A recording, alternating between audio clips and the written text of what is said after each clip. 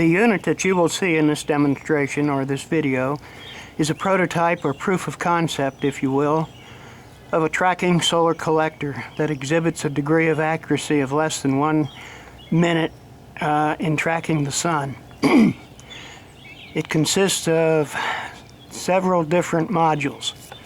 First of all is the solar collector itself and the energy collector, which is mounted at the focus. This is an 18-inch parabolic reflector.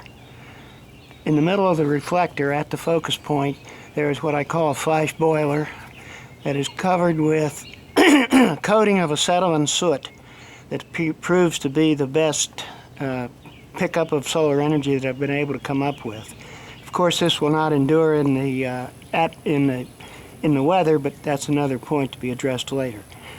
There's also a water circulation system or coolant circulation system for capturing the energy, which consists of a pump, a reservoir, a DC power supply, and to regulate the speed of the pump, we're using a variac feeding into the DC power supply. Those are the units that comprise, well, with one exception. The electronics of the unit consist of a board containing amplifiers, power supplies, etc. for the tracking device. The tracking device we call the solar eyeball because that's what it does. It looks for the sun and finds it. Consists of a lens. Behind that lens are some optical filters that screen out some of the spectrum of the light from the sun, others that transmit the desired frequencies that we want. This energy, or the light from the sun, after being filtered, is focused on an array of detectors in the back that give both elevation up and down, or north and south, and azimuth side to side, or east and west control. This feeds into the amplifier boards, which I will describe in just a moment.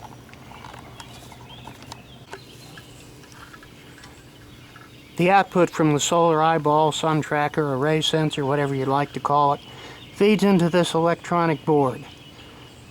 These boards are individually fabricated and connected via terminal strips. The reason for this being to allow easy changes and replacement of a board as the development was in progress. There are 4 active boards located on this device. The first one, starting up to the top, is a power supply board that provides power for the motors and also power for the electronics. The large transformer on the right of your screen, powers the motors. The small transformer on the left powers the electronics. The 2 middle boards that you see here are amplifiers. One for the east-west movement, one for the north-south movement. These 2 again work together in causing the eyeball to track and therefore the sun.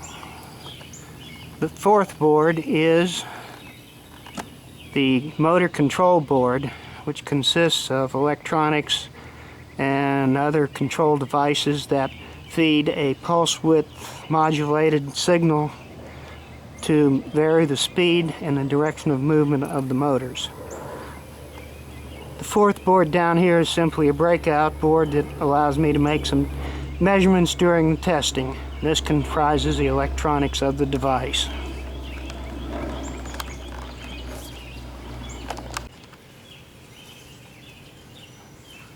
This is a rear view of the azimuth and elevation mount, which I will briefly describe the functions and somewhat about the fabrication of the device.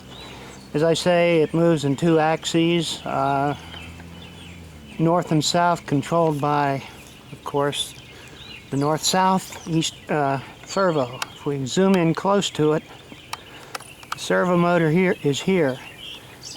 The servo motor has a threaded, specially fabricated threaded worm screw on there, which engages with a worm wheel. The worm wheel itself is fabricated from a bent piece of threaded rod. The two engage together, providing a very secure, no backlash drive. The azimuth drive works on the same principle in that it uses a bent threaded rod that in turn engages with a straight threaded rod that allows a worm gear action and gives a very good no backlash movement. Very fine movement as possible. For reasons of fabrication, etc., this motor is the same type of motor that is used in the elevation drive, but it is geared a little differently. This is another view of the coolant circulation system, which, as I said, is a pump and a reservoir and a rather crude DC power supply, the output of which is controlled by the aforementioned variac. What I have done now is set the unit down roughly facing the sun. The solar eyeball has a capture range of approximately plus and minus 50 degrees from boresight being straight on from the parabolic collector. I'm going to plug this thing in, and let's see that when I know it will, look for and lock on to the sun.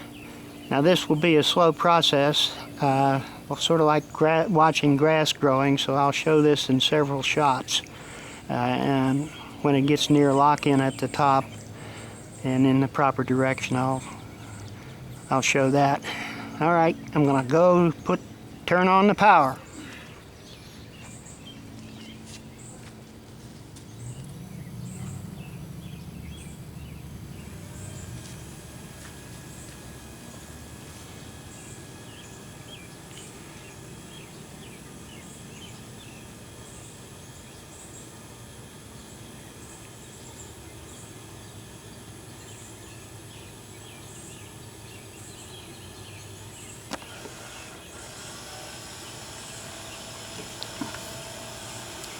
All right, the unit has started tracking in azimuth until it got close enough to begin to lock on, at which point the elevation started.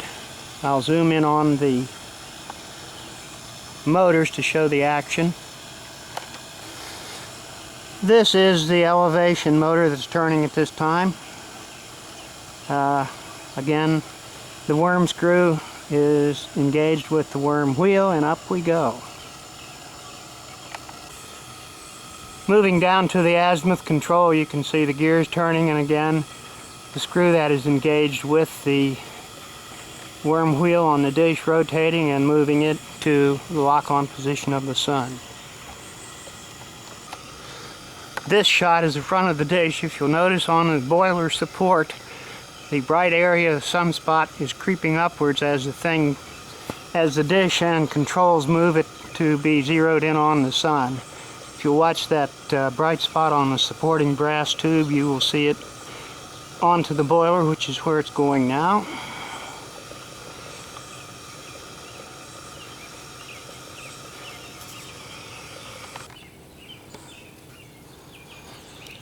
Presently it has found the sun, it's locked onto it, and if you'll notice on the boiler itself is the bright area by the sunlight. Some distortion in that focus due to imperfections in the salvage disc.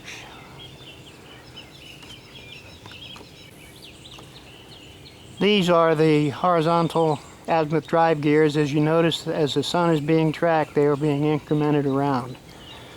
I'll just show a short shot of this, but you get the idea of how fine the increments are. It averages out to about 36 bumps per revolution. This is just one more shot of the device from the other side. You may or may not be able to hear the bumps that the motors are receiving to keep the unit tracked on the sun. In the case of clouds, the puffy cumulus that you get that occasionally obscure the sun, The device pretty much ignores those due to some filtering of the optical components to make sure that I'm locked onto the sun and not a bright spot in the sky. If you get an overcast or a long time blockage by clouds, the unit will stop and wait until the sun reappears again. Of course, it must reappear within the cone of plus or minus 50 degrees from bore sight. And that's the story.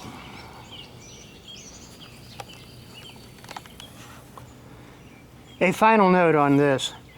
In case there is no sun and the unit is actuated or turned on, what happens is that it will move in azimuth to the extent of its rotation in one direction or the other. When it reaches that particular limit, the limit switch is actuated, which it will go back and again sweep through its mechanical movement arc until it hits the other limit switch or finds the sun. Additional circuitry will be added so that it doesn't sit there all day on a cloudy day and rock back and forth looking for something that isn't there. A view of the coolant circulation system in operation. No measurements have been made on the ability of this efficiency of this collection system. That is beyond the scope of this particular project. It is not known, and currently we aren't interested at this point in time.